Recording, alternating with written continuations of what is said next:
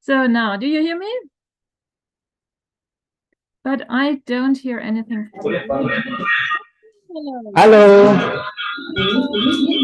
Kathleen. Oh. Hello, it's good to see you. Now I don't have a sound. I don't hear you.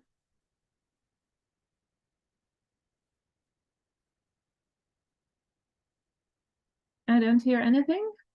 So I will try with my headphone as well. Perhaps that's the problem.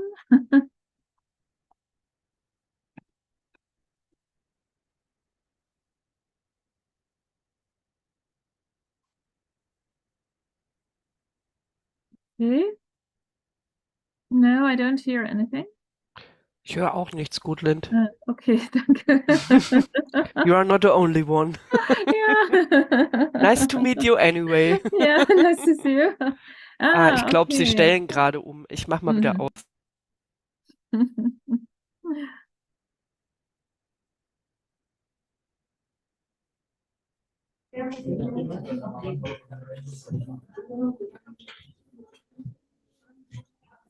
Good afternoon, Kathleen.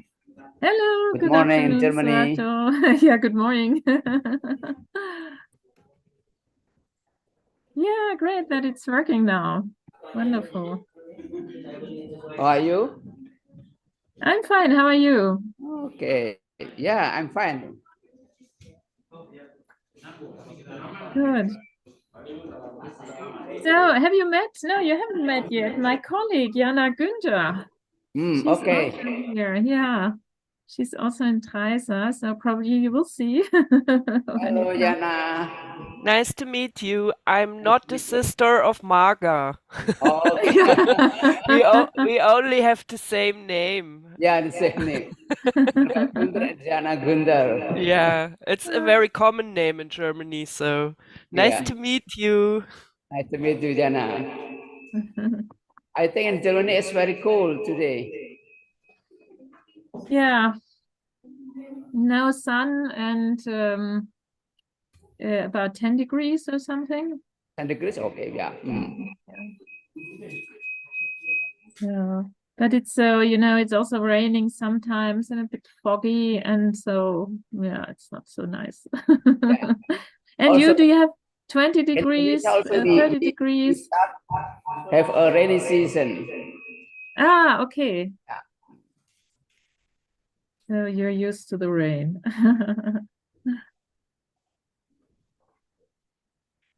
Okay, good. Jordan, okay? Yeah. Please come in, come forward. Depan semua.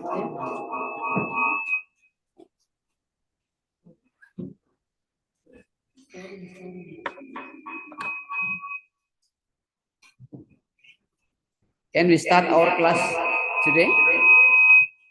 Oh, sorry. Yeah. Hello, everybody. Good afternoon. Today we will have a guest lecture from EHD, Evangelist of School of Darmstadt, Professor Godlin Ulsuber.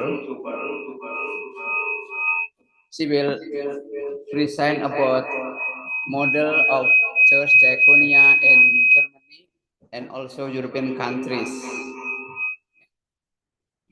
So from what she will present, we will learn about many model of church diaconia, so we can compare diaconal practice in Indonesia or Indonesia generally. Yeah. We will have a time around 100 and a half or 2 hours. It depends our discussion today. Yeah.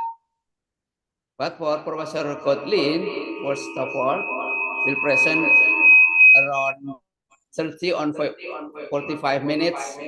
Yeah. And then we discuss question and answer, and then conclusion. And also if Jana Gunder will add something to Kotlin presentation, is welcome. Yeah. So Kotlin, time is yours. Please, you're speaking about your idea on church model, church diaconia in Germany on European countries. Okay, so thank you very much for the invitation. And I think it might help if, Suato, maybe you close your microphone on your laptop, because we had some double sound. Okay, so maybe it's better.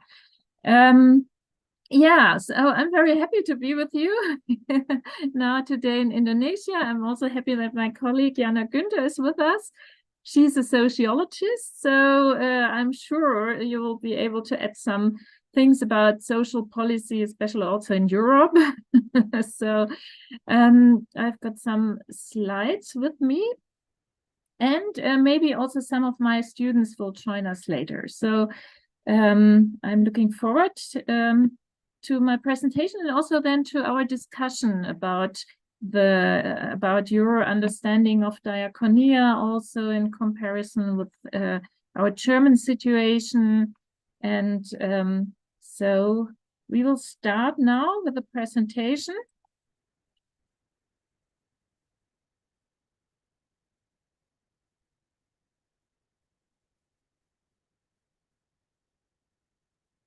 And we will look a little bit into history and models of church diaconia, how things got how they are.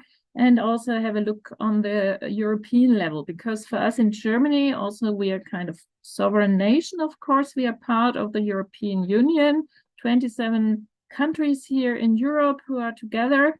And the exciting part is that the social policies are still very much on the national level, but we will have a look at this later on.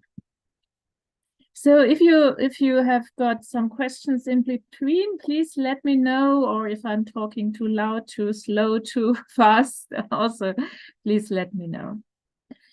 So I have got 3 points for this presentation: how Diaconia works in Germany and in Europe, what we are talking about, ethical issues right now in Diaconia, and also and then I'm picking out one important point, and I think you're also talking about it in your class, the point about sustainable development and Diaconia.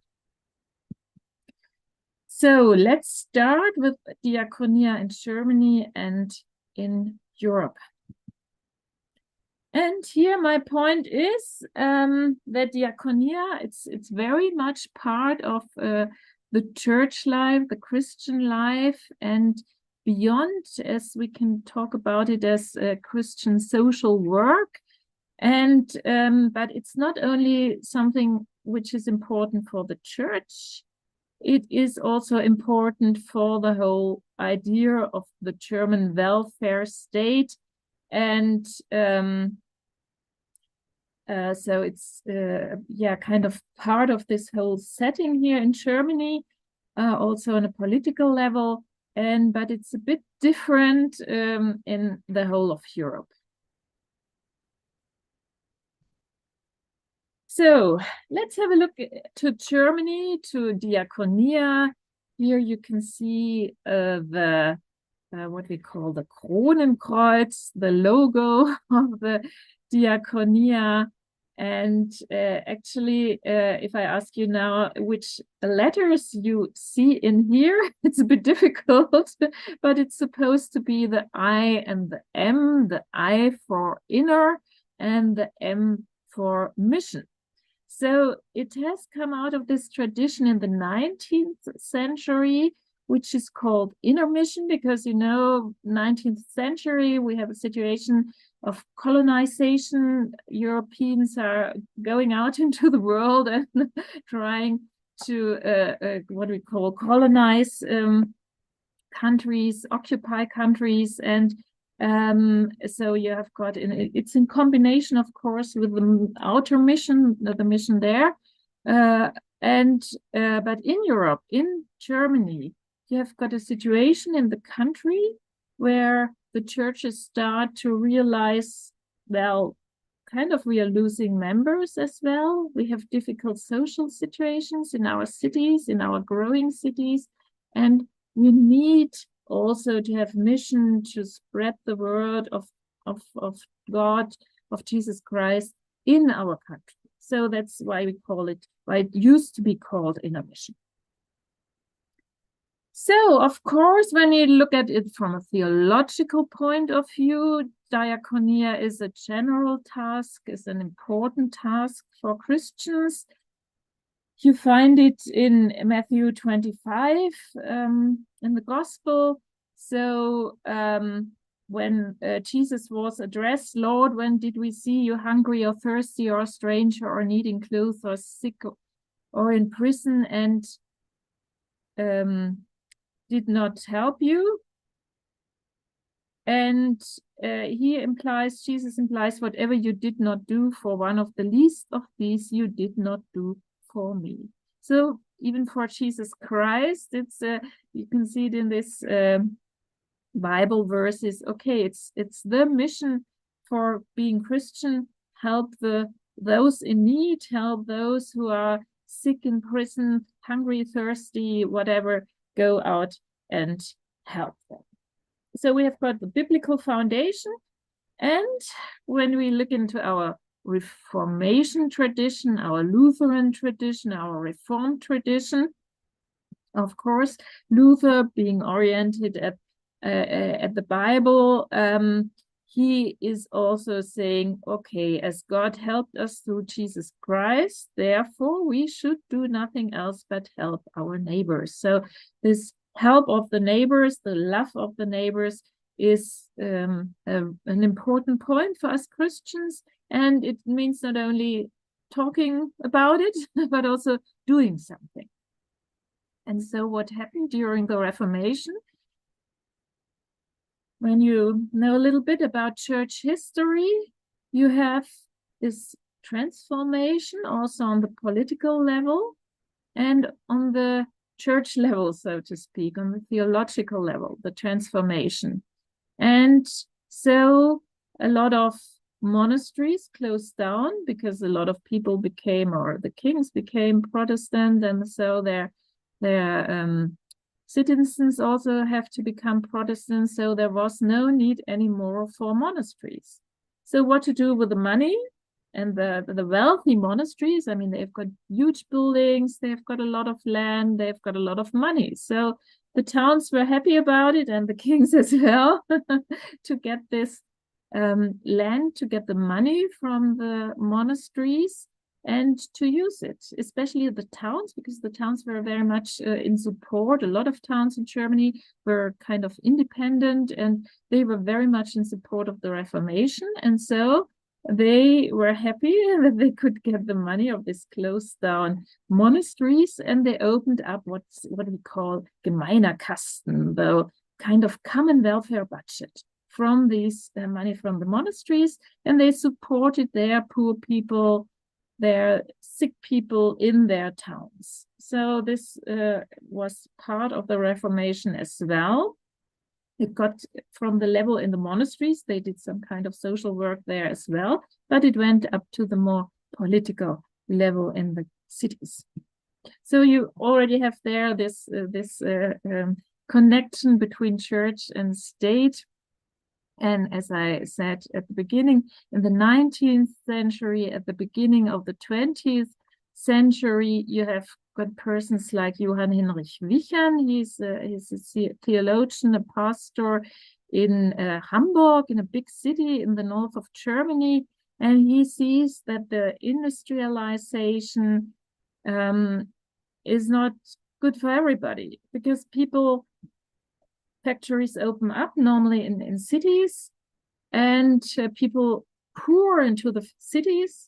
There was huge crowds, overcrowded cities. They needed some place to live, of course, in a kind of poor area, because they didn't get so much paid by the factories.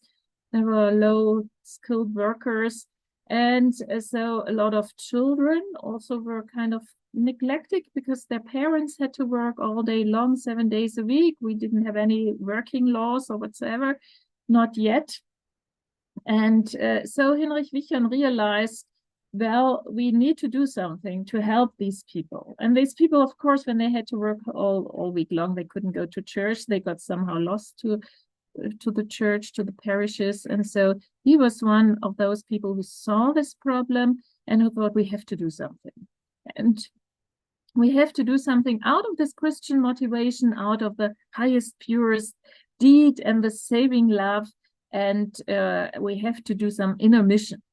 So he became very active. He founded a kind of social institution for young boys, where he took them from the families. I mean, of course, he talked to the families and asked them if it's okay.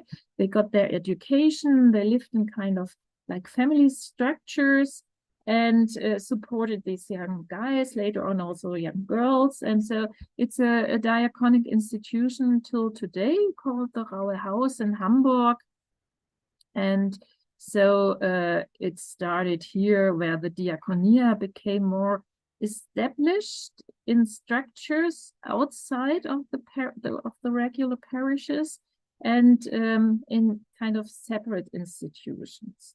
And also there were also women doing this work. Amalie Sieveking was one who was also very much inspired by being Christian. and also put love and love of neighbor in the center, and saying love has to be the root of all our thinking and our deeds, and also started education for young girls, and also education in of helpers, which we can also did.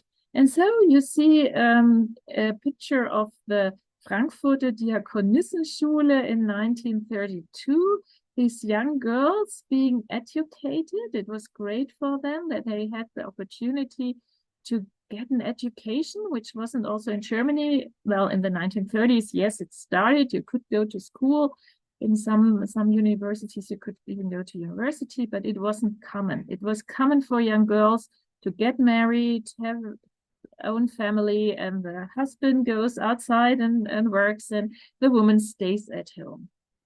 And for worker women, it was different. They had to work as well, but for the citoyens, so to speak, this was the rule. And so it was an opportunity for these girls, especially for the kind of middle-class girls, but also for other girls to get an education as a nurse, as a social worker, we would call it today.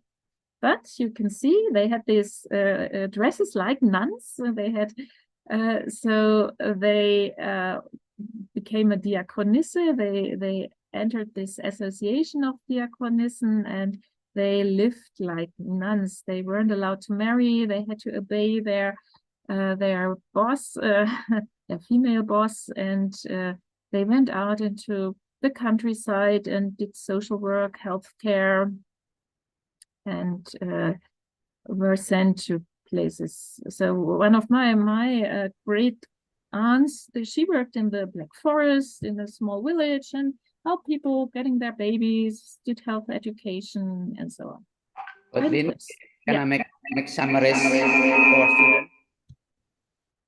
Yes, please.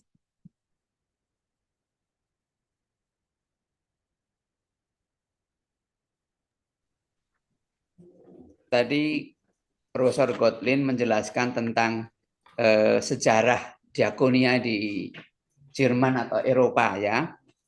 Yang pertama dia tadi mengenal tentang simbol, tentang I and M atau inner mission, misi di dalam negeri atau misi di dalam negara mereka sendiri ya itu. Dan waktu itu awal-awal diakonia berkaitan dengan soal kolonisasi.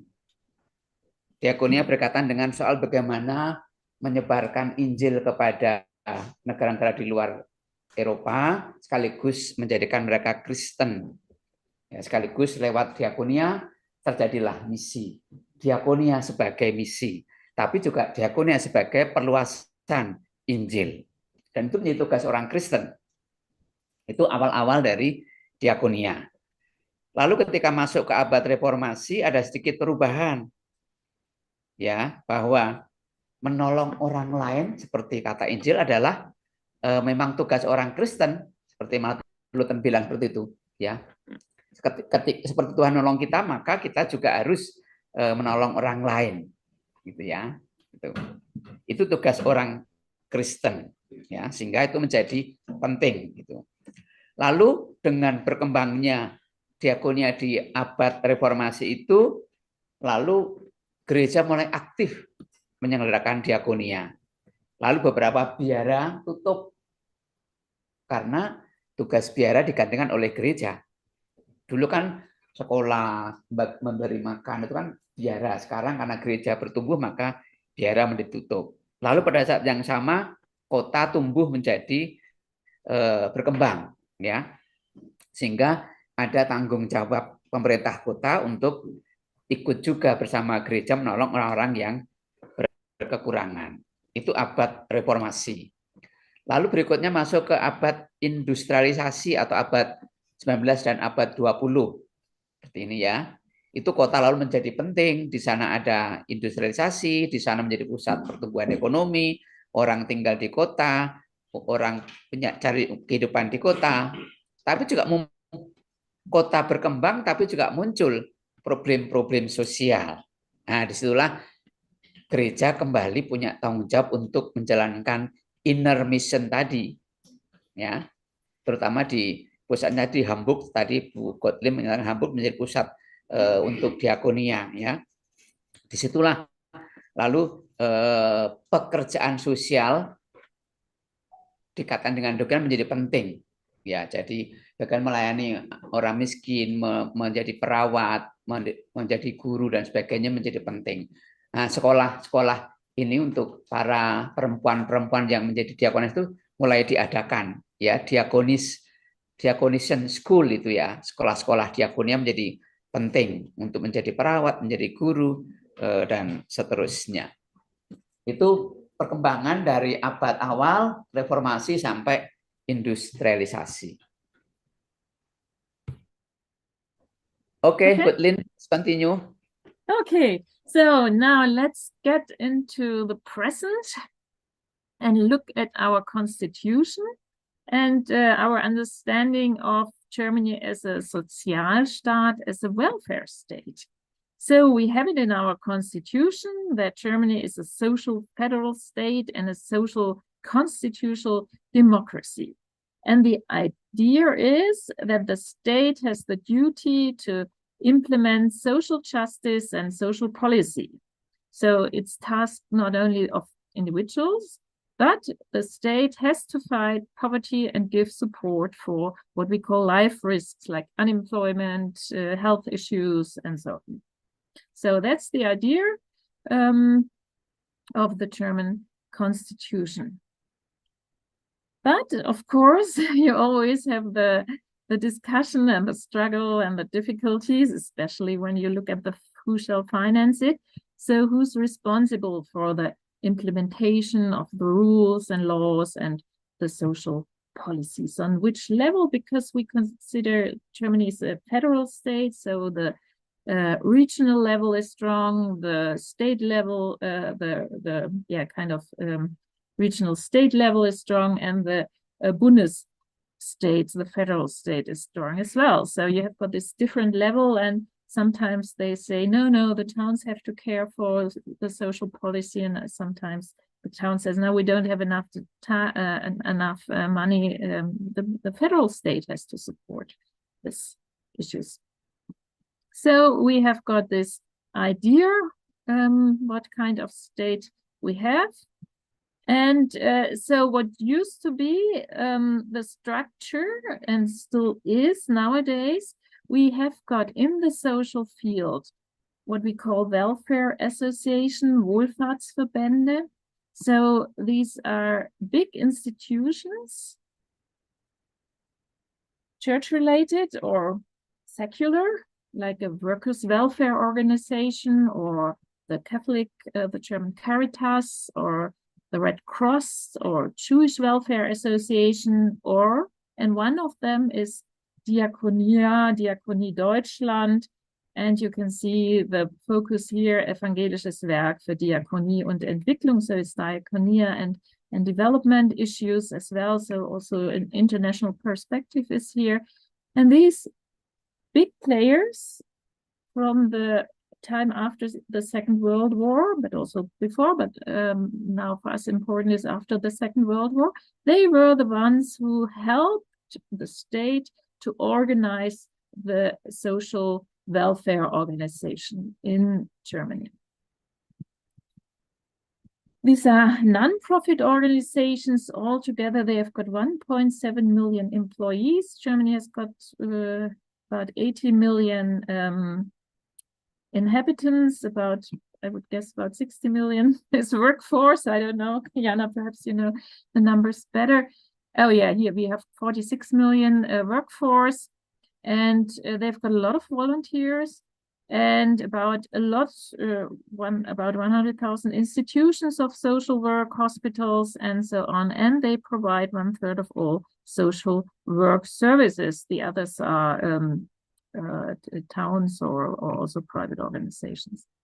So you have got really big, powerful institutions or NGOs, non-profit organizations, non-governmental organizations, and they still have the power, and they are financed also via the social security insurances. So why did we have this development that we've got these big players? So it started after the First World War, 1918, that Germany became a democracy, and so the question was who's responsible? We don't have the king anymore, we don't have the emperor anymore, we have a democracy, so who's responsible for the social welfare? Yes, the state, but also this Wohlfahrtsverbände. And the idea which we rely on in Germany as well as in Europe is subsidiarity. So this principle you might heard of, that the local level is responsible first of all, and if the local level can't manage it, the next political level is responsible. After the Second World War, yes, this Wohlfahrtsverbände continued to work. And then in 1994, in the 90s, we have a new legislation that the social market, as we might call it, or the social welfare issues are not only organized via this Wohlfahrtsverbände, via these big institutions or NGOs. No, the social field has been open to become more like a market. And therefore, the new legislation was we don't only organize the social field with this Wohlfahrtsverbände, but there can also be for-profit companies doing social work on a social market. So now these 6 big players, we still have them. They're still important for the German social welfare state, but you also have private old people's homes, private social work, and so on. So there's this kind of shift. Okay, now how is Diaconia, how is the Protestant welfare institution organized? What's the mission of this institution? So it's an institution, it's church related, but it's not only church, but in the church law we have it that, yes, it has Diaconia, it has this Christian orientation. It's an expression of the life and nature of the church. It shall also give witness of God's love, and it supports people in physical need, emotional stress, social unjust circumstances. So it does do Christian social work, or it supports social work. And you have got these institutional settings here. So of course, Diaconia in Germany is also done by individuals, church congregations, community groups, and so on. And also on a more formal level in deaneries or in the church as well. So you do have these different levels of diaconic engagement, so to speak.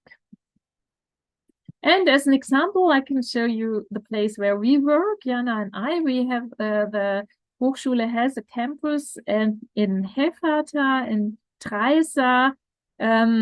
So on the one hand, you have got this big institution, an umbrella organization, Diakonie Deutschland, as a national welfare organization, which gives money for social work, but also which does advocacy on the political level. And you have got on the regional, on the federal level, Diakonische Werk Hessen, with another, where all these institutions like hospitals and so on are in association. And as you can see with these numbers, it's also kind of a really big business, so to speak. And here you can see Hefata, our place where we work. We have the Hochschule, but which is also a diaconic enterprise since 1901, organized as an association. In the northern Hessia, they have got a clinic, they've got disability work, youth work, homeless work, social rehabilitation, farming, and education as well, and 3,000 employees, which is really a lot, and several locations in Germany.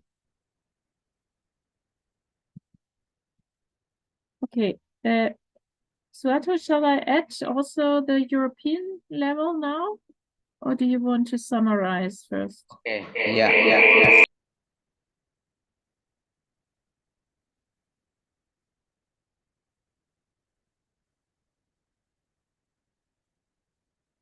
Oke. Ya. Setelah tadi yang terakhir kan abad 1920 ya, lalu Jerman masuk menjadi mengadopsi negara kesejahteraan sosial, welfare state-nya. Disitulah lalu ada semacam politik atau doktrin bahwa dalam prinsip negara kesejahteraan sosial, negara adalah alat untuk membangun kesejahteraan sosial. Lalu juga negara menjadi pelaksana dari kebijakan sosial. Tugas gereja adalah memerangi kemiskinan. Nah, itu format negara kesejahteraan sosial. Sehingga di situ tampak bahwa persoalan orang miskin adalah persoalan politik karena menjadi persoalan negara gitu. Nah, pertanyaannya adalah siapa yang bertanggung jawab terhadap hal seperti itu? Apakah hanya negara? Nah, ternyata organisasi di luar negara juga diundang untuk terlibat. Tadi lihat bahwa kita di sana ada 6 pemain besar yang berkaitan dengan perwujudan kesejahteraan sosial. Ada AWO, ada di DCV, ya, ada di Paritas, ada di RK, ada Diaconia Deutschland. Nah, itu adalah lembaga-lembaga yang di luar negara yang juga bertanggung jawab terhadap terwujudnya kesejahteraan sosial. Juga NGO, non-profit organization, itu juga punya tanggung jawab untuk membangun kesejahteraan sosial. Karena itu juga punya sumbangan besar. Ada NGO itu punya itu tadi, bisa mempekerjakan 1.700.000 pegawai, 2,5 juta relawan, ya. Lalu 1/3 dari pekerjaannya itu berkaitan dengan soal pelayanan sosial, ya. Dan keuangannya itu 100% berasal dari keuangan yang bersifat sosial juga, gitu ya. Lalu berikutnya ketika masuk dalam di antara dua perang, ya, sesudah Perang Dunia Pertama, Jerman menerapkan prinsip subsidiarity, mulai dari membantu yang kecil lalu bertumbuh sampai yang besar. Kalau kelompok kecil itu bisa menyelesaikan persoalan sendiri, maka dia tidak perlu dibantu. Jadi memperkuat dari skala kecil itu namanya prinsip subsidiaritas. Ya. Jadi tidak semua dibantu, tapi justru memperkuat potensi kecil itu yang dikembangkan. Sehingga ada semacam upaya untuk pemberdayaan yang kecil. Itu kebijakan dari negara Jerman sesudah Perang Dunia Pertama. Setelah Perang Dunia Kedua juga masih sama.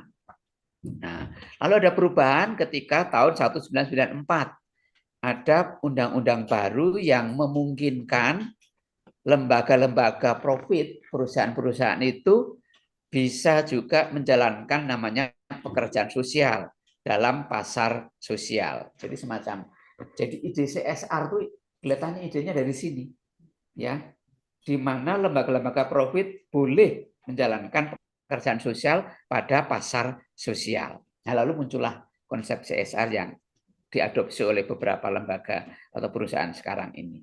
Itu yang menarik dari perkembangan tentang diakonia di Jerman. Dari situ, Kotlin mencoba menyimpulkan bahwa ya diakonia itu menjadi ekspresi dari gereja, ya, menjadi alat bagi kesaksian kepada orang lain tentang kasih Tuhan. Ya, dan di sana karena negara kesejahteraan sosial, maka diakonia menjadi profesi. Ya, jadi dia tidak relawan. Berdiri kan majelis relawan. Di sana menjadi profesi. Ya, diakonia menjadi profesi, maka ada sekolah diakonia. Ya, yang mencoba masuk ada soal kesehatan, rumah sakit, soal sosial, soal sekolah dan seterusnya. Lalu diakonia juga menjadi semacam enterprise, ya, semacam sebuah usaha yang dikelola secara sistematik ya, menjadi semacam enterprise itu.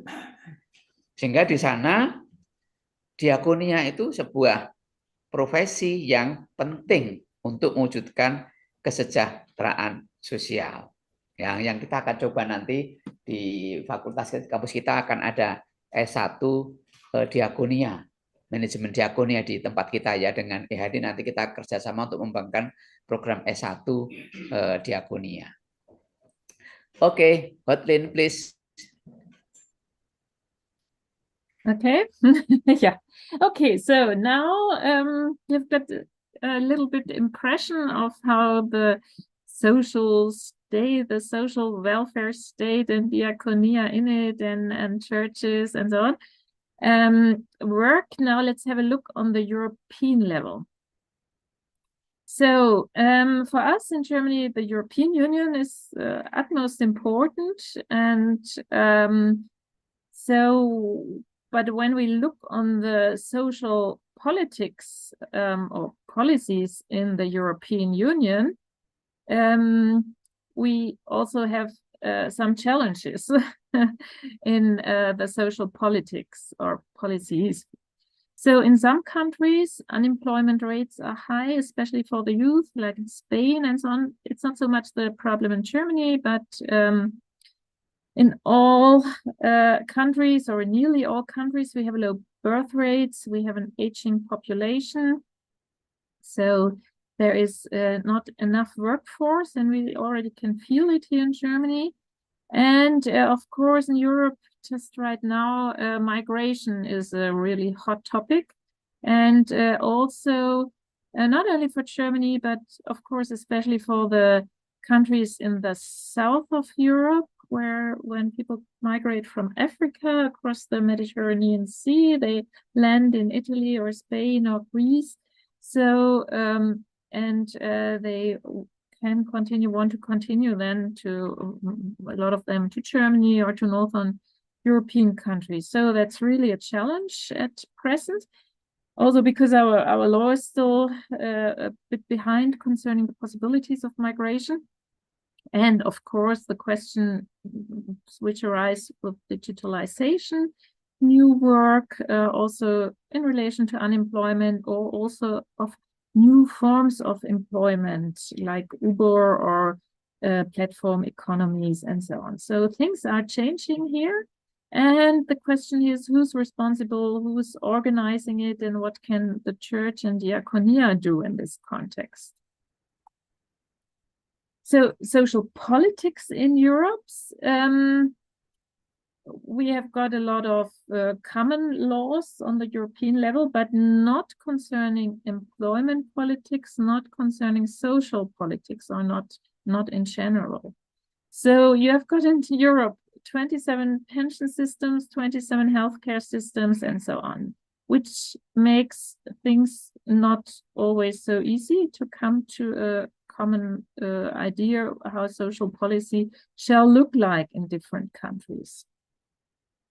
There are policies how to integrate these different systems in social politics. You've got a European Social Fund, which tries to give money for programs fighting unemployment. You have implementation of common rights and duties concerning working conditions, healthcare, and so on. So things are trying to merge on a European level, but social politics policy is not considered one of the main tasks for the European Union. It has been left on the national level. So Diaconia, Diaconia is also trying to work on the European level. So there is Eurodiaconia. It's a European network of churches and Christian NGOs providing social and healthcare services and advocating social justice. And by 58 national and regional organizations in 32 countries, and they still understand each other in the Christian sense of the service for and with people in need. So you have got this organization like Diaconie Deutschland, this big NGO, this big institution. They work together with other big institutions in other countries or not so big institutions. It depends because systems are different in different countries. And Diaconia Deutschland also has been doing a lot after the what we call the wall came down in 89, 90, in the early 90s, to support in Eastern Europe social work done by churches, by Protestant churches. They did really a lot of good work and support in Eastern European countries, and trying to build up new structures in Diaconia there as well, with the expertise we were having in these social state surroundings in Germany. So, and an important point is not only giving money or having ideas what we can do in the social field, but also doing advocacy to say, hey, we have got this problem now with migration. Please, political level, do something and organize legal, organize better laws and so on. So issues for Eurodiaconia, which started in the, you can see, in the 1990s, of course, fighting poverty and social exclusion, helping people in need, and nowadays especially refugees as well, providing or helping to provide healthcare and social care services, and also social economic policies. So you have got this kind of portfolio of topics which Diaconia Deutschland has as well. You have it on the European level. And of course, funding, helping to fund and also do research what's going on.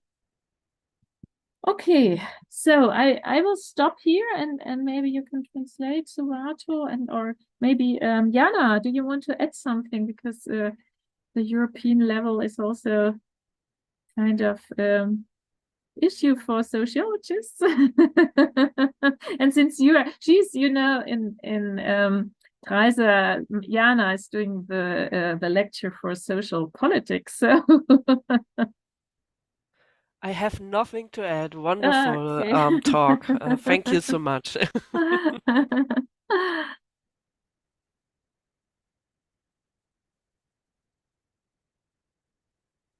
Okay, Suvato, do you want to translate? Okay, yeah.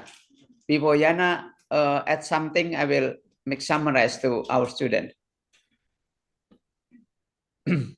Lalu tadi kan Diakonia di lingkup Jerman ya. Sekarang dia mencoba mengkaitkan Diakonia pada level Eropa, ya. Profesor Gottlieb menjelaskan bahwa Eropa sekarang memang punya problem yang besar ya, pengangguran yang tinggi, ya. Lalu juga kelahiran yang rendah, dan generasi-generasi banyak diisi oleh orang-orang tua. Dan sekarang ada problem baru yaitu migration atau migrasi, terutama dari Afrika yang sungguh luar biasa. Masuk lewat Italia, lewat Spanyol dan sebagainya, akhirnya juga masuk sampai ke Jerman gitu. Lalu persoalan keempat yang besar juga adalah soal digitalisasi. Ya. Dan itu membentuk ekonomi baru, ekonomi digital. Dan itu juga menghasilkan nanti melahirkan bentuk-bentuk baru pengangguran. Ya, karena semua kalau sudah menjadi digital kan banyak orang nganggur juga. Sekarang di Indonesia juga punya problem seperti itu. UMKM kan sekarang juga punya problem ketika ekonomi digital mulai masuk. Dia mengeluh kan. Nah, itu juga di Eropa juga muncul itu bentuk-bentuk baru pengangguran akibat ekonomi digital. Itu juga persoalan Diakonia. Nah, di gereja belum sistem tadi soal antara pensiun dengan sistem kesehatan yang cukup banyak ya. Bagaimana mengintegrasikan keduanya itu juga persoalan yang penting. Juga soal integrasi negara-negara Eropa sendiri di antara anggota European Union itu ya. Itu juga persoalan yang tidak mudah karena ada yang kaya, ada yang miskin, sehingga perlu ada keseimbangan di antara itu. Nah, disitulah di tengah problem-problem seperti tadi, pengangguran, kelahiran yang rendah, ekonomi digital, migrasi, itu Diakonia menjadi semakin relevan. Ya, mulai dari soal isu-isu sosial sampai soal advokasi diperlukan. Dari soal-soal yang sederhana sampai soal keadilan sosial. Itu juga penting untuk diperhatikan. Jadi diakonia di Eropa sekarang lebih kompleks karena bergerak di antara isu yang sangat sederhana soal memberi makan sampai isu yang namanya keadilan sosial, advokasi terhadap kaum migran dan seterusnya. Ya. Jadi apapun yang terjadi nih, diakonia tetap jalankan karena diakonia kan mandat dari Injil, mandat dari Alkitab bahwa membantu mereka yang membutuhkan. Nah, sehingga itu menjadi problem yang cukup besar di Eropa tentang diakonia. Maka mereka membentuk namanya Euro Diakonia itu ya. Ya. Diakonia di Eropa. Oke, Kotlin, please you continue. Okay, thank you. I was wondering if we shall start discussing now. I don't know what you want. Ingin ada diskusi dulu, pertanyaan dulu. Maybe Yana with Elsa add something about political issue. Shall I continue, or do you want to discuss? For me, it's whatever you want. Mana mau diskusi dulu? Oh, you continue. Okay. Okay, so I picked up some ethical issues in Diaconia in Germany, what we are discussing. So it's something just which represents our situations right now in Germany, also our situation in our society. Because Diaconia, of course, it's part of the German society. And of course, the ethical issues and problems are kind of typical for the ethical challenge we face in the German society. So I would consider, I mean, remember the advocacy, the fighting for rights and for certain perspectives in public. Diaconia can be a place where Christian perspectives on ethical issues are publicly discussed and Christian values lived. So I'm referring to the strategic aims of the Diakonie Deutschland. You see, they have put this they have the focus on social issues and say yes, we need to take them also on the political level into our focus.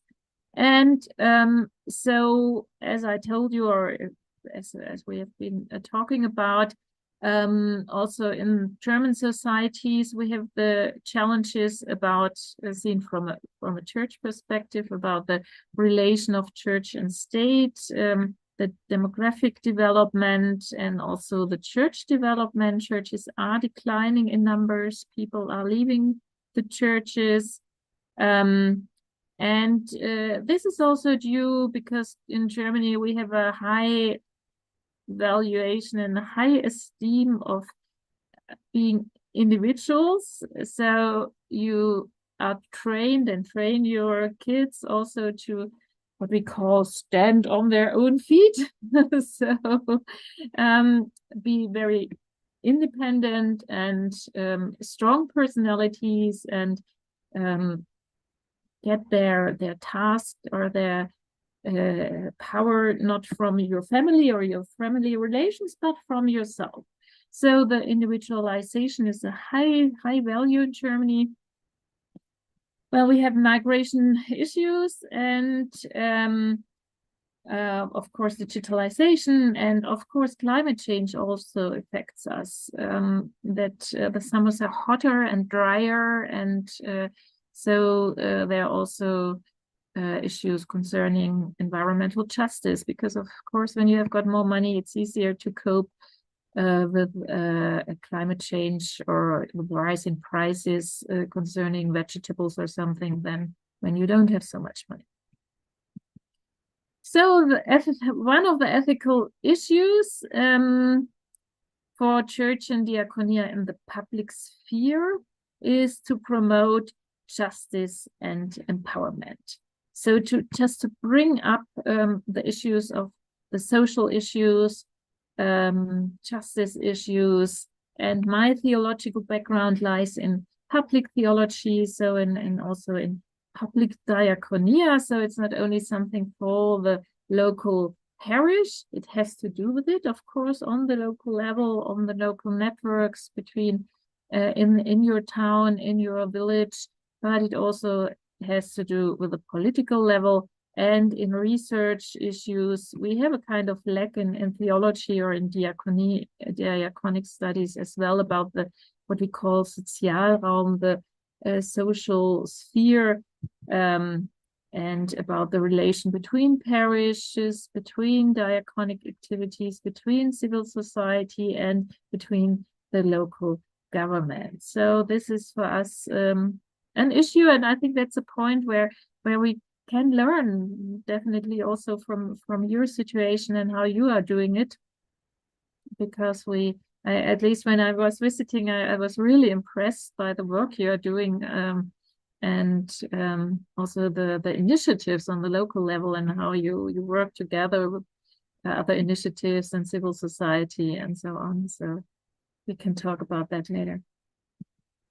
Well, demographic issue is really a tough one.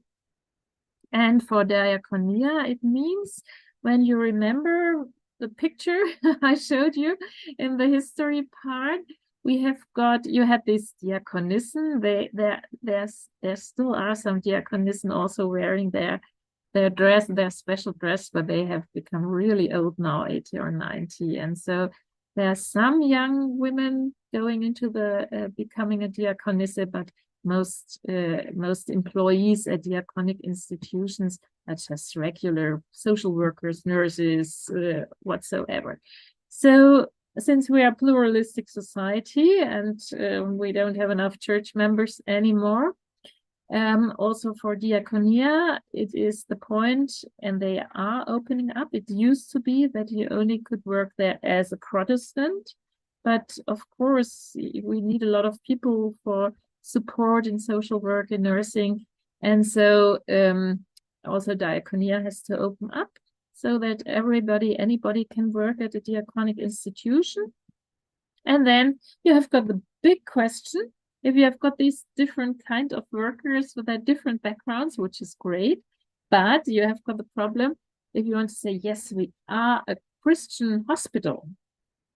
So how does it show? If you have got nurses who come wherever, if you have got doctors from wherever, which is great, but so that's a big issue for Diaconia, how to keep up this Christian profile, although you've got such different stuff and you're in a pluralistic society. It's not normal to be in church anymore in Germany. It's not normal that you have got some kind of knowledge about Christianity or about any religion. So that's not you still have some knowledge, but it's not so common. And so that's really a tough problem for Diaconia. And so there are ideas how to deal with it. You can educate your employees at a diaconic institution, and also you can have what our bishop in Kurhessen-Waldeck discussed, that you can have anchor persons. So a person which is religiously especially trained and which can train employees, the other ones, and which can help to introduce and strengthen Christian values in the institution. So I think that's a fine idea. But of course you have to, if you imagine a big hospital, for example, or old people's home, it has to be organized then. You can't think, okay, everybody's Christian, so it's clear that we celebrate Christmas and know what's going on at Easter and so on. You say prayers when people are in need or have the feeling that they want to pray now with you. So you have to educate people here. Well, another one is, as I said, individualization. So you have got the individual wishes concerning the beginning of life. So how to get pregnant if you need help there. And you have got the wish to organize your own death. So not to say, yes, it's God-given when I if I'm getting pregnant or not, or when I'm dying.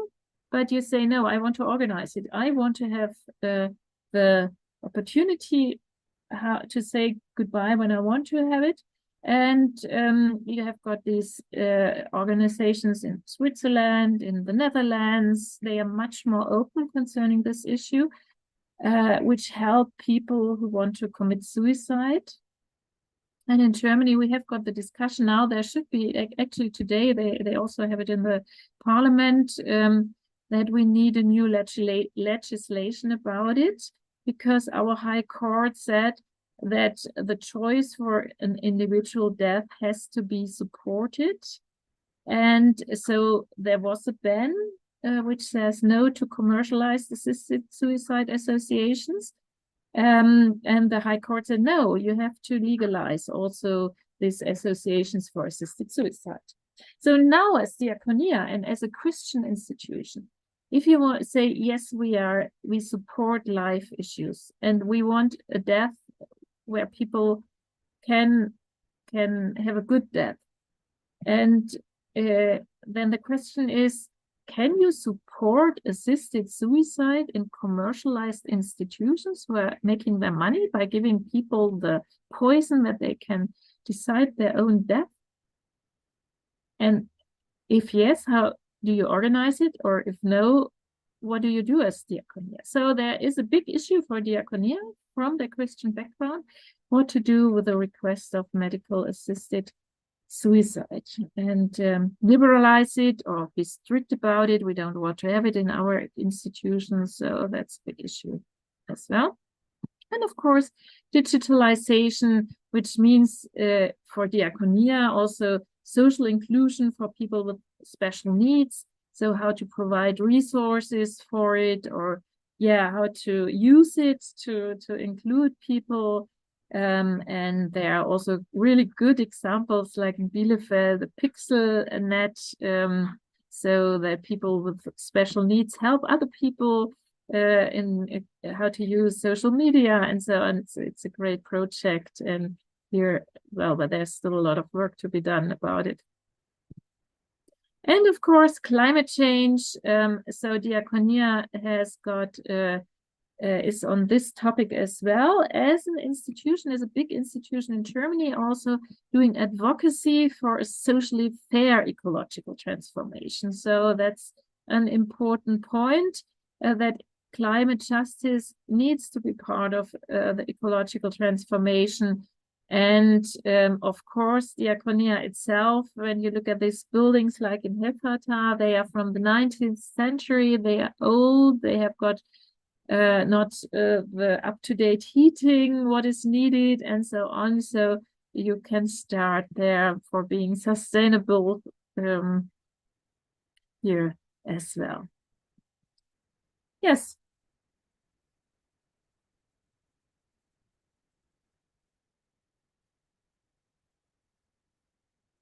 Ada persoalan-persoalan yang penting juga berkaitan dengan Diakonia sekarang ya, soal isu etis, lalu soal individualisasi, lalu soal digitalisasi, perubahan iklim itu ya. Tadi yang penting berkaitan dengan soal Diakonia ya, bahwa Diakonia juga bicara soal, juga berkaitan dengan soal relasi gereja dan negara. Ya, bagaimana gereja membangun relasi dengan organisasi lain, lalu juga memperjuangkan hak orang, ya itu menjadi penting juga. Tentang relasi gereja dan negara ini mungkin penting untuk dikaji secara sosiologis ya, tentang Diakonia relasi gereja dan negara. Karena di situ ada juga soal keadilan, soal pemberdayaan, relasi dengan pemerintah, dengan NGO, dengan civil society dan sebagainya. Yang menarik adalah yang ini, yang soal Diakonia di tengah masyarakat yang plural dan sekular. Dari dipertanyakan, dulu ketika di Eropa belum banyak pendatang datang, belum banyak migrasi, pekerjaan Diakonia pekerjaan gereja Protestan, artinya orang-orang Kristen yang bekerja di lembaga Diakonia. Sekarang dengan banyaknya orang-orang non-Eropa masuk, itu kan jadi persoalan. Setiap orang, siapa saja itu bisa bekerja di lembaga diakonia milik gereja. Nah, pertanyaan tadi dia bertanya, lalu di tengah situasi yang seperti itu, bagaimana kita bisa menjaga identitas Kristen, nilai-nilai Kristen? Kalau ternyata yang masuk, yang bekerja itu tidak hanya orang Kristen, tapi juga orang-orang lain yang beragama berbeda dengan kita, dengan orang Kristen. Nah, itu juga pertanyaan yang sensitif sekarang ini di Eropa, ya. Seperti juga di UKSW atau rumah sakit Kristen kita, bisakah orang Islam menjadi direktur rumah sakit Kristen? Bisakah rektor UKSW dipimpin oleh orang Kristen walaupun dia profesor hebat? Ini juga pertanyaan mereka di sana, ya, di tengah masyarakat pluralistik itu. Ya, jadi ini juga persoalan penting bagi mereka, dan itu persoalan soal etika, soal diskriminasi dan sebagainya. Itu juga menjadi perlu dipikirkan, ya. Lalu soal individualisasi. Nah, sekarang kan di sana masyarakat kan sangat individual. Bahkan hukum menjamin. Ya, misalnya saya mau mati secara damai dengan meminum obat tertentu, itu hukum menjamin. Tetapi di rumah sakit Kristen sebagai kepanjangan tangan diakonia, bisakah kita mendukung bunuh diri secara medis? Nah, itu juga pertanyaan etis bagi mereka, ya. Karena banyak sekali orang-orang yang ingin mati dengan cara damai, dengan cara meminum obat tadi, membantu bunuh diri yang ini. Bisakah itu mungkin di lembaga komersial bisa dilakukan karena hukum memungkinkan, ya. Tetapi di rumah sakit Kristen, apakah kita mendukung bunuh diri seperti itu? Padahal hak mati kan ada di dalam Tuhan. Nah, itu juga persoalan-persoalan etis yang dipertimbangkan oleh dalam praktek diakonia. Kalau digitalisasi lebih oke, ya, karena dia membuka ruang-ruang inklusi untuk orang-orang yang kebutuhan khusus.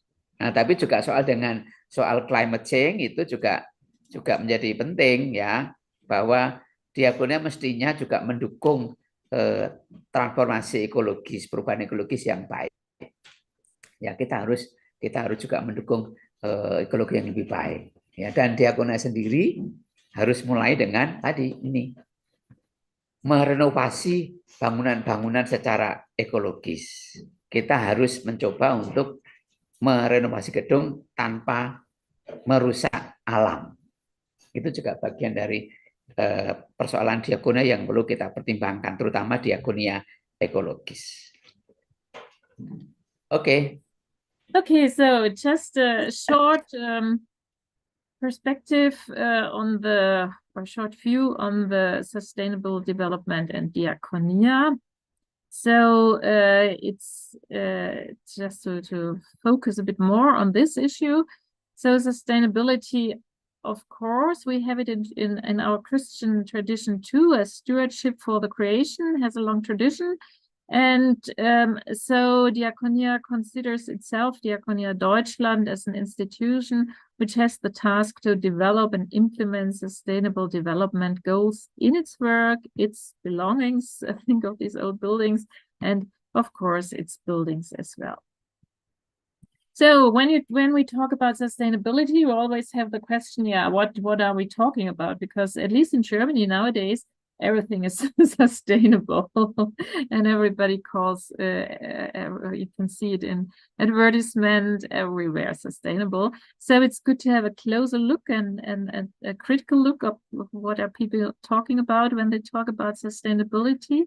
And there you have got the Sustainable Development Goals from the United Nations, and they implement social justice, solidarity, awareness for the creation, stewardship, love of the neighbor, if we translate it into our Christian issues, so to speak. And so the self-understanding for Diaconia as the institution that it's part of the social and ecological transformation we are talking about in Germany. It's on the political level as well as on the church level.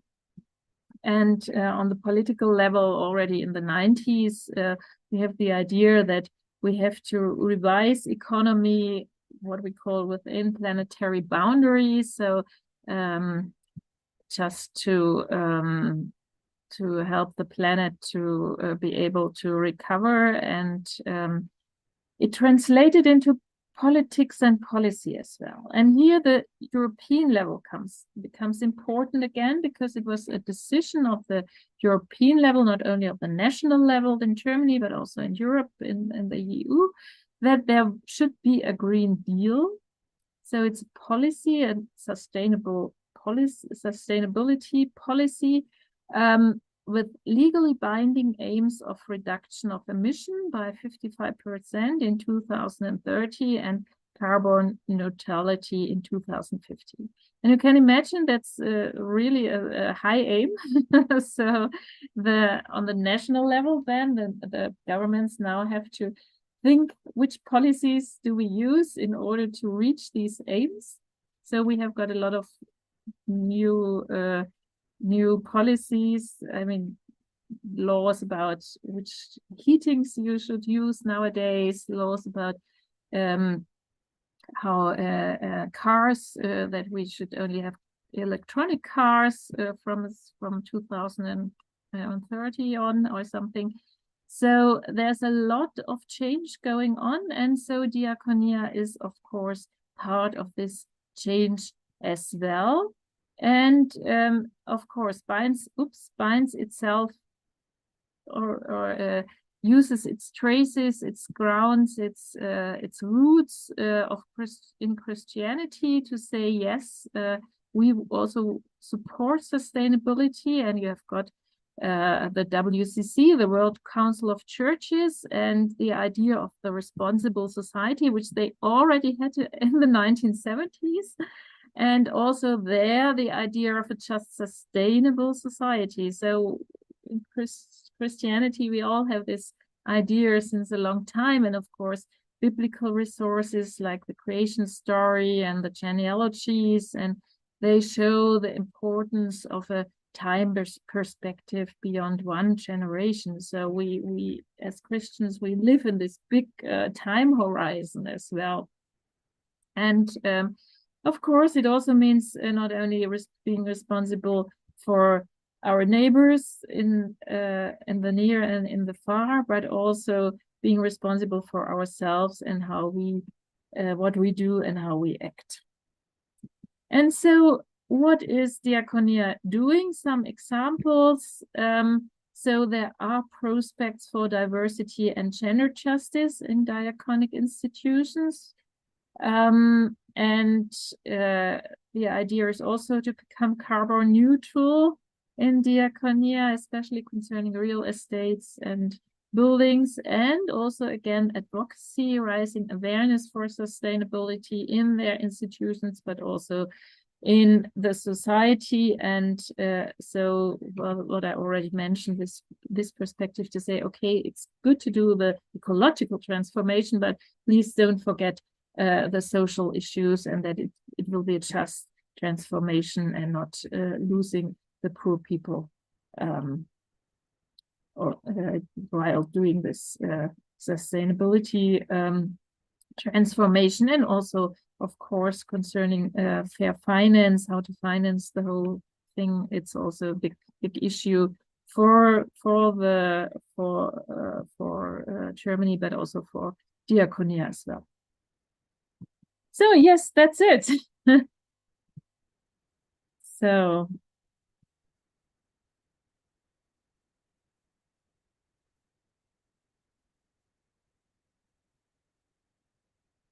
soal pembangunan berkelanjutan atau SDGs ya. Tadi Profesor Godin mengatakan bahwa sebetulnya sustainability atau keberlanjutan itu akarnya adalah tradisi kita, tradisi Kristen. Ya, karena kita kan memang tidak boleh menghabiskan sumber daya alam hanya untuk generasi kita, tapi juga harus ingat pada generasi mendatang, sehingga itu menjadi sangat Kristen sebetulnya, punya tradisi yang panjang dalam Kristenan, ya. Sehingga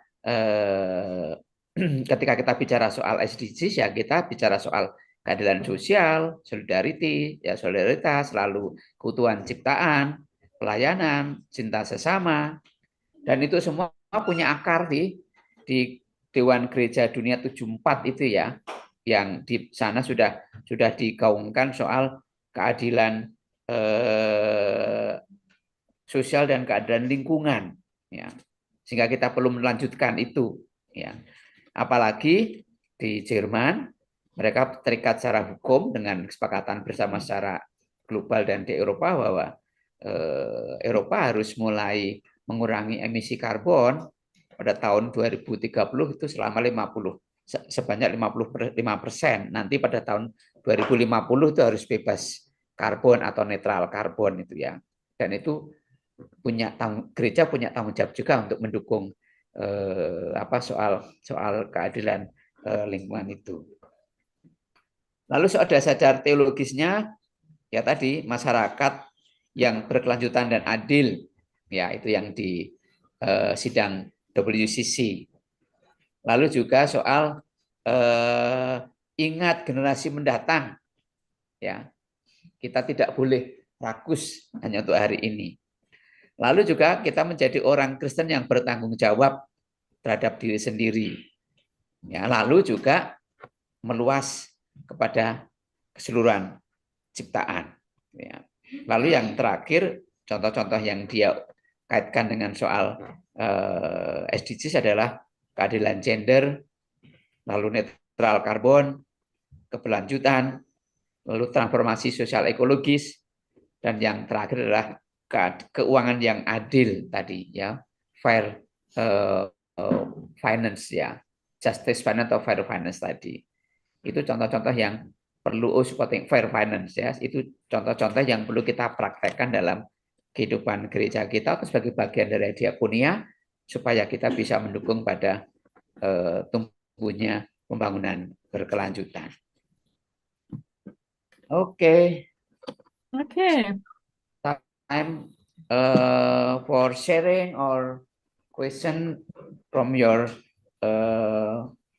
us here to Professor Godlin, yeah, or sharing about our experience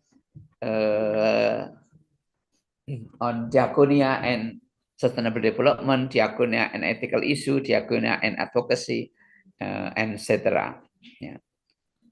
Siapa yang mau komentar pertama atau bertanya? Bahasa Indonesia nggak apa-apa, nanti saya bantu terjemahkan. Satu, oke, ya. 1, 2. Boleh? Depan aja. Ambil. Ya.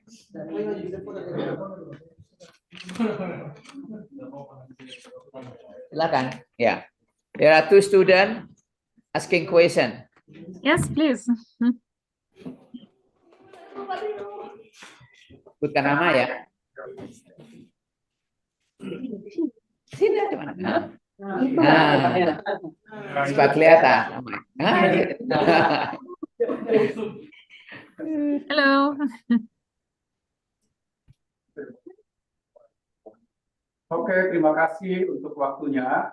Nama saya Pendeta Rio dari Gereja Protestan yang ada di Indonesia. Pertanyaan saya, Diaconia di sana itu rupanya sudah terorganisasi sejak abad ke-19 di Eropa terutama ya. Jadi sudah begitu terstruktur. Yang saya mau tanyakan tadi sebetulnya siapa yang bekerja, ternyata sudah ada jawaban, bukan cuma orang-orang yang Kristen ya, tapi orang-orang luar juga bisa bekerja di situ dengan berbagai bidang. Yang saya tanyakan akhirnya dari mana sumber dana yang bisa dikumpulkan untuk mencukupi kebutuhan Diaconia yang sangat-sangat luas untuk seluruh dunia. Karena saya yakin kita juga pasti butuh kerjasama, bukan cuma di Indonesia, tapi seluruh dunia kan butuh kerjasama dengan Diaconia yang ada di Eropa terutama begitu. Terima kasih, itu saja. Dulu ya. Oke. I'm Pendeta Rio. it seems that Diaconia and European or in Germany is have been organized in 19th century and also structured at the time. Yeah. My question is, from where the source of fund to do Diaconia, so European Church, Germany Church can do Diaconia in the world and cooperate with some organization outside Germany. You got the point? And not completely. So if the if Diaconia Deutschland is also in cooperation with the worldwide?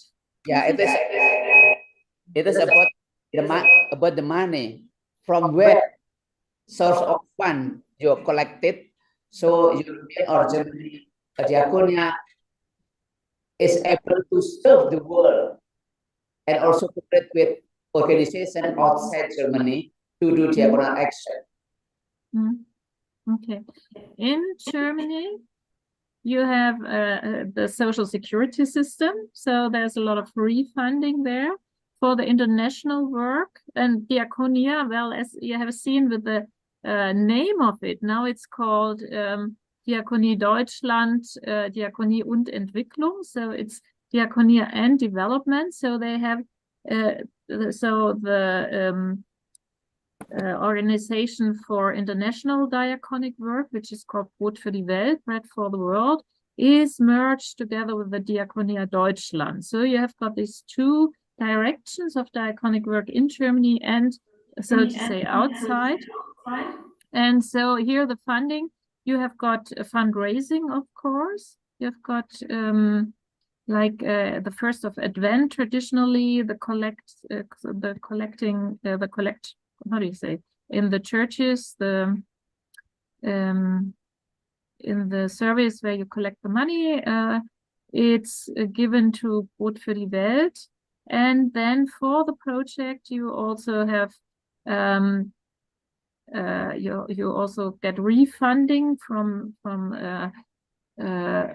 if the federal state has programs for support in foreign countries.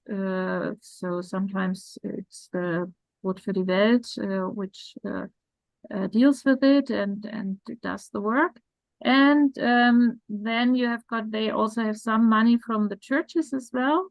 So it's a kind of mixed economy, so to speak. And there are always programs, projects where you can apply. So if you are looking for money for projects, you should look for Brot für die Welt, Bread for the World, and see if something fits in there. Was this question? Yeah. Okay. Ada jaring nasional yang bisa mendukung pekerjaan diakonia Pendeta Aryo, ya. Jadi ada Diakonia Deutschland tadi, ada Diakonia macam-macam itu, lalu mereka bergabung menjadi satu lembaga. Disitulah sebetulnya ada banyak dana untuk diakonia. Itu yang pertama. Yang kedua juga ada fundraising, ada penggalangan dana. Mereka bekerja lewat publik, lewat persembahan mingguan, lalu juga lewat cara-cara yang bagus untuk menggalang dana, sehingga itu juga muncul dana untuk diakonia. Tapi juga beberapa lembaga lain ya yang menolong dan memberikan dana kepada mereka. Setidaknya ada 3 sumber ya. Tadi dari kerjasama internasional, lalu ada fundraising, lalu juga persembahan dan juga dari negara itu yang lalu menjadi satu, lalu itu menjadi sumber dana yang besar untuk diakonia baik di dalam dan di luar Eropa. Okay? Okay. Second question. Ya.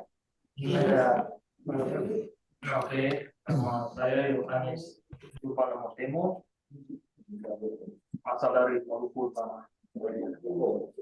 Nah, di sini saya mau bertanya 2 pertanyaan, yang dimana pertama mengenai isu. Yang pertama yaitu apa yang akan gereja lakukan dalam melaksanakan diakonia untuk menghadapi isu kesenjangan sosial seperti yang tadi ngomong, pengangguran, digitalisasi, dan juga angka kelahiran yang rendah. Padahal angka kelahiran yang kematian juga tinggi. Bagaimana apa yang bisa dilakukan untuk melaksanakan diakonia itu? Nah, yang kedua mengenai tentang imigran tadi. Pertanyaan sebenarnya ada 3 pertanyaan. Cuma tadi Ibu tadi udah menyinggung masalah yang di Eropa itu mengenai tentang imigran tentang. Nah, dan ini pertanyaan yang terakhir tentang bagaimana gereja dapat memberikan diakonia yang ada di Jerman, bagaimana gereja yang akan memberikan diakonia yang ada di Jerman dalam menerima migrasi dari Afrika,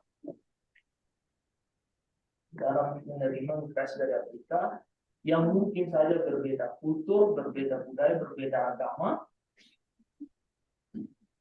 Nah,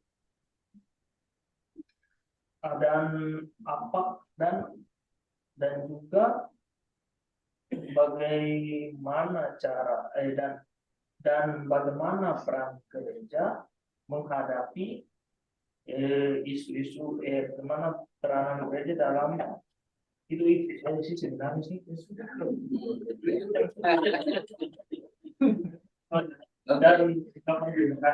ya.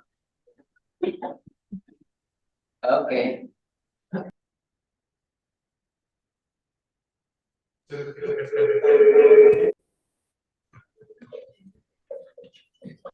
Regarding social issue like unemployment and then aging community, low birth rate, also migration. Yeah, what kind of diaconal service the church had been done to address the social issue? The first question. The second is deal with migration. How many, what kind of diaconal services addressing the migration from Africa that are different culturally, religiously with people of Germany? Yeah, that's all. Okay, thank you for the questions. Concerning the diaconic services for the social issues, you have got very many different services. You have on the local level, you can have like counseling, for example, or just the first aid help, so to speak. You can have with unemployment, for example, diaconic or a work like an institution like Helferta. Let's take it this one. You have got, they do a lot of work for disabled persons or persons with special need. So they have got kind of workplaces there where people can do some manual work, and they've got a special school where the young people with needs go there.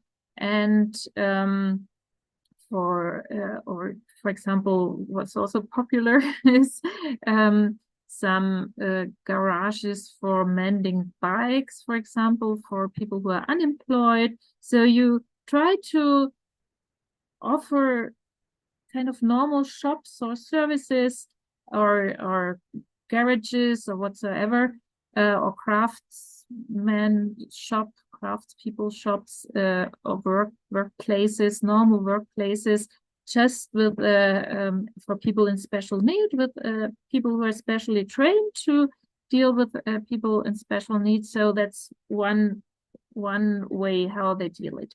The idea nowadays is to say, yes, but we don't want to have our people with special needs in separated areas. We have to integrate them into our society. So there are at a local level institutions or social workers who make offers how to integrate people with special needs into regular life, so to speak.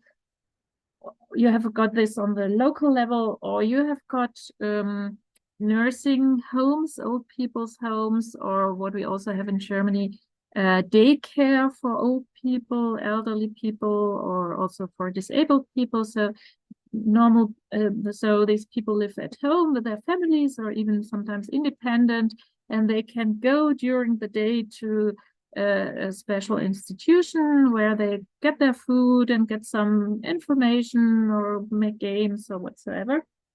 So this is on the local level. And then you have got the institutions like old people's homes, like hospitals, which work like normal hospitals, normal old people's homes, just with the idea that you have got this, that you do it from a Christian spirit. So they have got sometimes special programs, or they celebrate the church holidays and so on. So, and for migrants, you have got it at the very local level of a parish, that people say from the parish, yes, we are Christians, we want to support the refugees, and they train them with a language class, or help them to fill out application forms, or help them when they have to go to the legal offices, or on this very face-to-face and very individual, so to speak, contact. Or you have got, I mean, we have got now the issue that a lot of migrants are coming from Africa, from Afghanistan, from Pakistan, so and Syria, of course, as well still. And so you have got, we have now even the problem where to put them, these people who arrive and want to seek asylum. And on the local level, you have got, normally nowadays they are put into old buildings, abandoned buildings, and even in tents. So you have got tent cities, and of course they have to be organized. You have to feed the people, you have to provide shelter, you have to provide bathrooms and so on. So, and Diaconia organizes these things as well. And of course you also have this kind of what we call advocacy, that you have got this Mr. Lilie, he's the president of the Diaconia Deutschland, or I forgot his name, the guy from the Caritas, and then they have a paper normally, and they go into public and say, yes, we need this and that in the social realm, or we need a better understanding concerning migration, and we need more support for the migrants and so on. So that's advocacy on this very big national level. And concerning migrants from different countries with different backgrounds, yes, that is definitely an issue.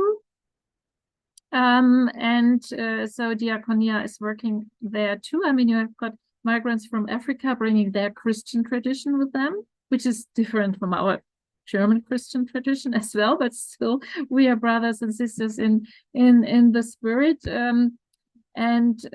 So you have got the possibility to also to integrate these people in our Christian communities, or sometimes they also open up their own churches and give support here.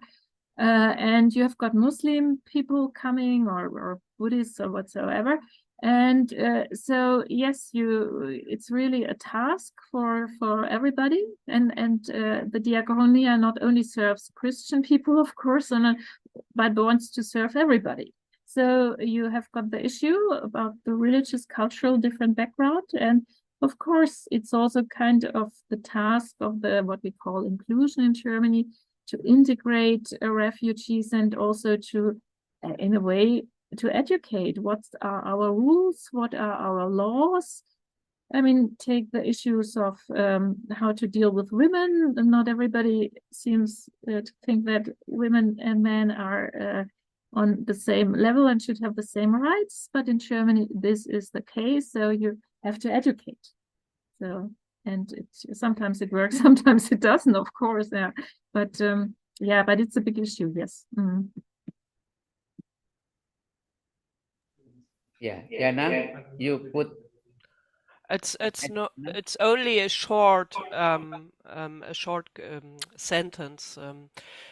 In Germany, the state mandate for welfare organizations is very clear. So we have rules about that.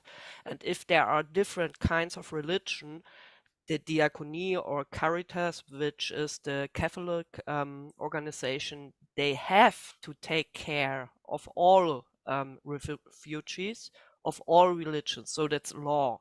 So there are not a possibility to say as Diaconia, okay, we only take the Christian ones. So that's not possible in Germany. You have to, as organization. So the Diaconia takes care of all refugees when they arrive at the facilities. There's no differentiation. I think that's against the law in Germany. It's against the law, or Yeah. you just don't get the refund if you do it. So Yeah, if you say, yeah. I only provide care for We're very Christians or proud only of for that. Muslims or Yeah. whatsoever, Yeah, you yeah, wouldn't yeah, get state refunding. So yeah. that's and of course it's also forget about the state refunding. It's also the idea or the policy or the theology of Diaconia to say here, yes, we are Christians, it's our motivation, but we care for everybody and everybody is God's child. So that's the point. ya, translate. Tadi berkaitan dengan soal bentuk-bentuk diakonia untuk isu sosial, ada banyak ya. Iya. Di tingkat lokal ada konseling, ya, lalu ada daycare, ada pemberian informasi, ada pelayanan kesehatan. Ya, misalnya tadi dia soal konseling, bagi orang yang tidak dapat pengangguran, ya akan diberi informasi tentang kerjaan yang cocok dan sebagainya. Juga berkaitan dengan soal orang yang berkebutuhan khusus, ya dia akan dilayani, akan dilayani dengan baik, lalu disiapkan tempat khusus, lalu akhirnya bagaimana juga nanti dia diintegrasikan dengan orang-orang yang biasa yang normal, ya itu yang dilakukan bentuk-bentuk dari diakonia yang menghadapi isu-isu tadi ya. Jadi ada banyak sekali ya, konseling, daycare, refugee, lalu pemberian informasi, kesehatan dan seterusnya. Lalu juga untuk bagi pengungsi ada kelas khusus, ya ada kelas khusus tentang hal itu. Lalu juga ada pendampingan hukum, pemberian bantuan untuk makanan, untuk tempat tinggal, dan itu memang bagian dari diakonia gereja. Seperti tadi Jana mengatakan bahwa secara hukum jelas bahwa itu tanggung jawab negara dan gereja akan ambil bagian di situ karena gereja itu bagian dari kekesenan di Eropa, ya, sehingga bagi mereka diakonia gereja itu mirip dengan pelayanan pemerintah, cuma bentuknya yang berbeda. Lalu soal tadi migrasi dari Afrika, nah itu ada untungnya karena biasanya kebanyakan sama Kristen, hanya tradisinya berbeda, sehingga itu lebih mudah untuk diintegrasikan, lebih mudah untuk dipertemukan, walaupun berbeda tapi kan ada tradisi yang mengikat, yaitu tentang kekristenan. Yang Muslim itu yang memang perlu ya, jadi perlu ada proses integrasi, proses pendidikan tentang hukum, tentang ruang publik, tentang kesetaraan, tentang perempuan laki-laki, supaya walaupun mereka Muslim, mereka tetap harus menganut prinsip Kristen yang setara tadi. Ya. Lalu Jana menambahkan tadi soal ya bahwa secara hukum jelas bahwa Jerman adalah negara Kristen, sehingga diakonia tetap dipraktekkan terbuka untuk semua orang, termasuk untuk para pengungsi. Itu berarti ya, itu yang Muslim itu akan diberikan pelajaran agama Kristen begitu. Bukan pelayanan, pendidikan. Pelajaran Enggak, hanya pendidikan soal hukum, soal hukum, soal ruang publik, soal kesetaraan, soal hubungan lelaki perempuan, supaya mereka tidak melakukan kekerasan, atau minimal kalau mereka Islamnya lebih Islam yang lebih terbuka terhadap kekristenan, lebih equal, lebih setara, gitu loh. Jadi nilai-nilai Kristen diperkenalkan kepada yang Muslim walaupun ada perbedaan pasti.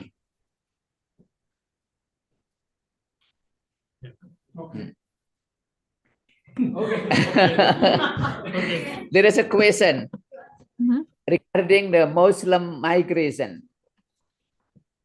Diaconia is also providing education on laws, on room, also women and men relationship, equality.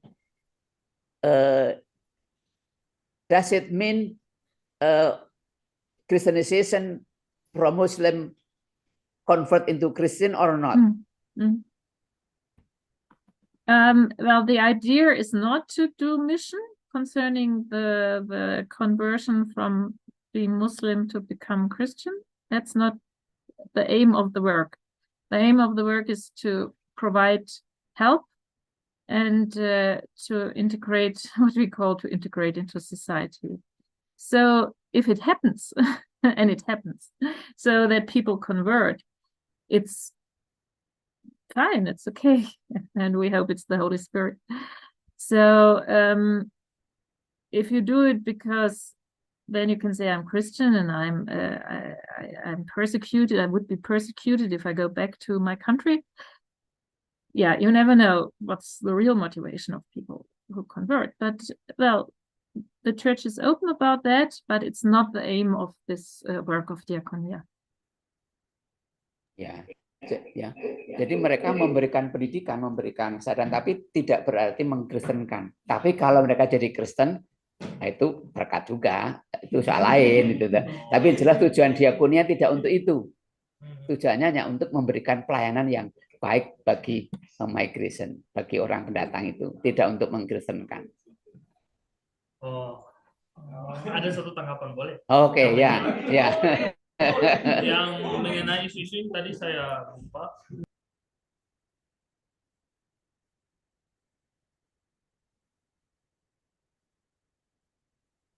Cara pelayanan Diaconia khusus orang-orang seperti itu.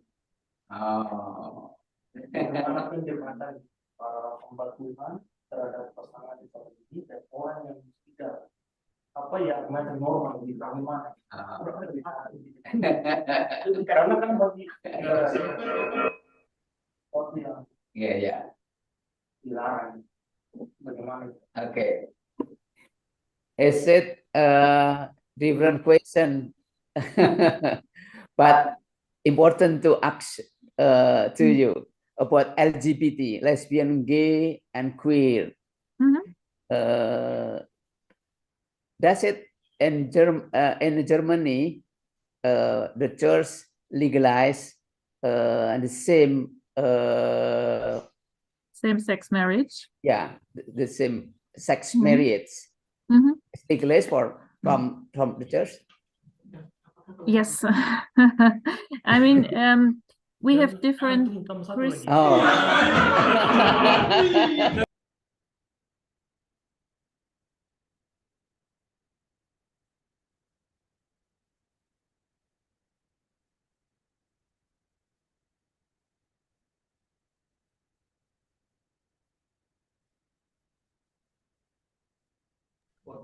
Yeah. What this? No, wait. I haven't. Is it to this question? Sudah ya. I you want can listen to me. Oh. No, I just want to add something because it really depends.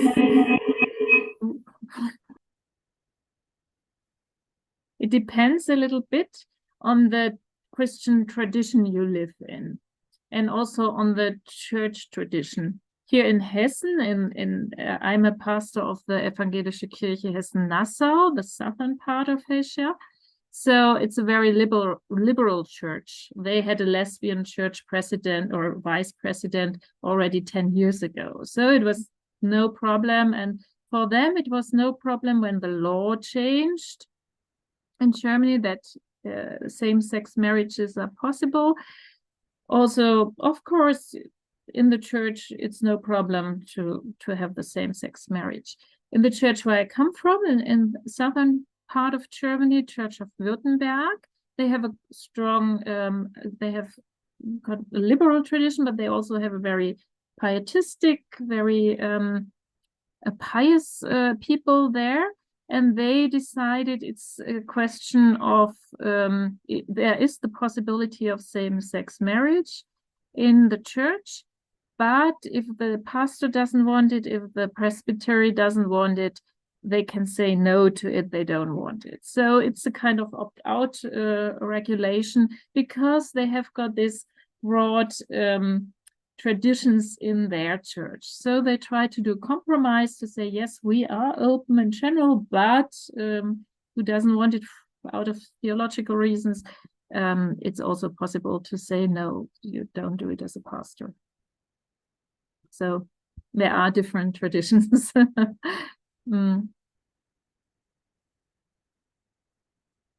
Ya, jadi secara hukum bisa sudah oke ya, tapi kan tradisi gereja berbeda-beda sehingga ada yang nggak bisa, ada yang tidak. Tapi untuk gereja Presbyterian kelihatannya tidak. Tapi seringkali ada kompromi juga, tergantung dari pendetanya, ya, dan pendetanya. Jadi ada pendeta yang bisa menerima, ada pendeta yang tidak. Sehingga secara hukum oke, tapi secara tradisi, secara gereja itu tergantung pada pastornya atau pendeta masing-masing. Ada yang kompromi, ada yang tidak. Ya, gitu. Oke? Ya. Tadi itu pertanyaan saya yang tadi tanggapan saya, apakah itu menyebabkan? Ya pastilah, kalau itu bisa pakai logika kan jelas. Kalau mereka menikah itu pasti kan nggak punya anak, pasti menurun. Juga mereka kan memang tidak mau punya anak karena biaya ekonominya besar, biaya hidupnya besar, ya sehingga tanggungannya besar, sehingga mereka anak tapi sedikit, satu paling banyak atau dua, kecuali yang punya uang banyak itu bisa sampai, ya gitu. Ya. Ada pertanyaan lain? Satu? Ada? Nah, satu, oke. Silakan maju ke depan.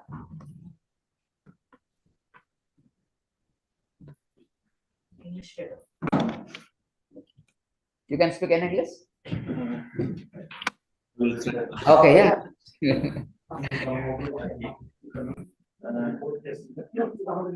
Terima kasih atas kesempatannya, Profesor. My name is William from undergraduates. Yeah, hello. Wait a minute. Sorry.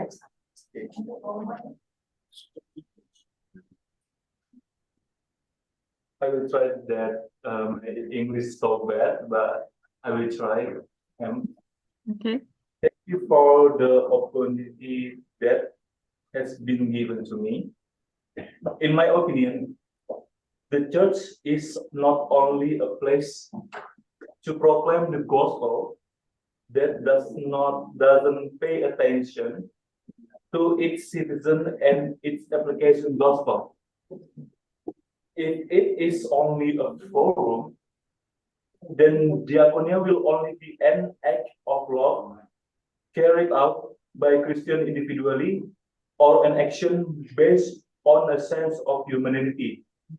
And the most dangerous is carried out because of the political goals of a group of people.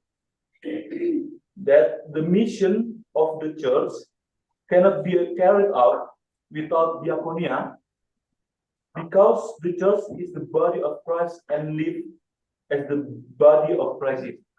Okay, Professor, and my question is, how can the church effectively ensure that its proclamation of the gospel aligns with the practical application of its teaching in the lives of its member, considering the potential pitfalls of Diaconia being driven by individual action, a general sense of humanity, or even political motivation within certain group.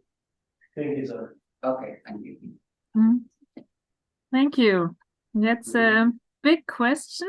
If I understood you right, it's a big question. Diaconia is working on, and because I mean, as you mentioned, you in Diaconia you do first of all social work, yeah. So to show the Christian, not only background, but the Christian foundation or the Christian heart of Diaconia is really always a challenge. And of course, you can put everywhere some Bible verses or whatsoever on the walls of your institution, but then the point is also how you can feel it, how you can live it, and how you can show it. And of course, in the end, somehow it's also the point, yeah, to show people here that we do it because we have this faith and we do it out of our Christian tradition, and Christ is important to us, and we live in this godly universe, so to speak. So that's really Diaconia is really serious about its Christian foundation, about the Christian spirit, and then you have it in church as well as in Diaconia, how to communicate our Christian message so that people can accept it and like it and love it and perhaps even become Christians, and also live it. And that's really a tough question nowadays in a more or less secular society, or people there also in the religious sense, they are very individualized. A lot of even of my friends, they say, you know, I believe in God, but I don't want to go to church or be even a member of church because why? Yeah, so that's really an issue we are struggling on all different levels in church, in Diaconia, and but of course it's so important for Diaconia to show its Christian spirit. So and there are really a lot of ideas. I mean, I talked to you about the anchor persons, or at least educate people why are you working at or ask people why are you working at a Christian institution? Do you know what it means? Do you know the gospel? Do you know stories like the Samaritan, or yeah, do you know the Christian story? Yeah, so do you know who Jesus Christ is? Do you know what we celebrate at Christmas? So these are very basic questions people might not be able to answer, even if they work at Diaconia. So we are working on that, but it's really a big issue, absolutely. Iya.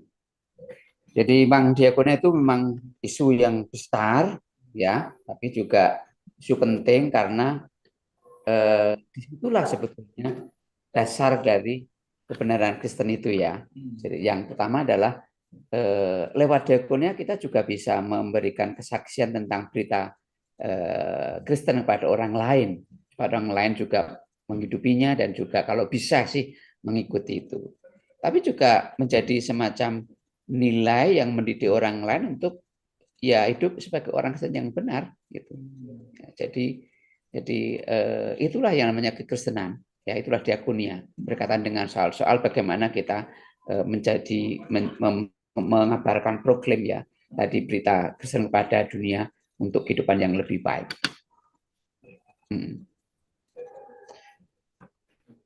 Ya.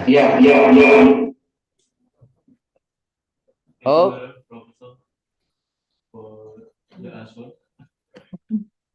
Thank you for the question.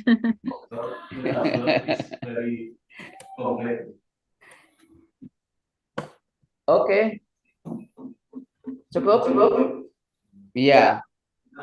Yeah, because the time is running fastly, so only like 5 minutes to 8 p.m. in Indonesia.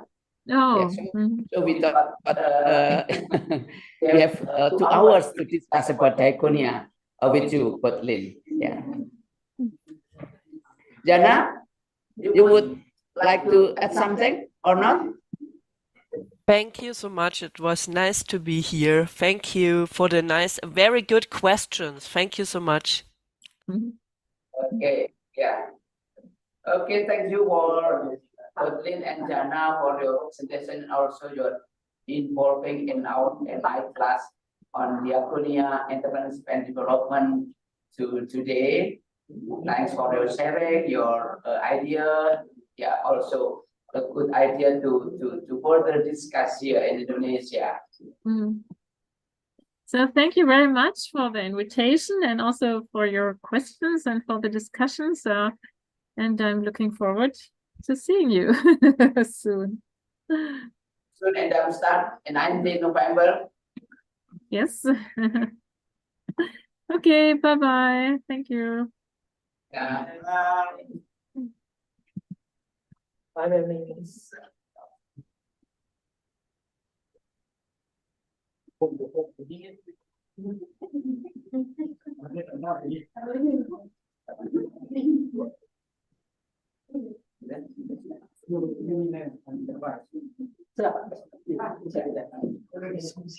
Terima kasih ya. Nanti kita tiap masa kita bikin seperti ini ya.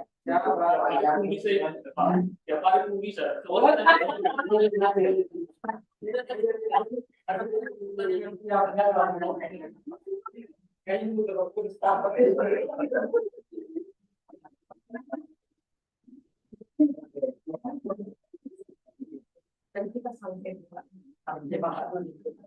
boleh ya. Baiknya pakai yang sih. Jadi gini Pak, kita tidak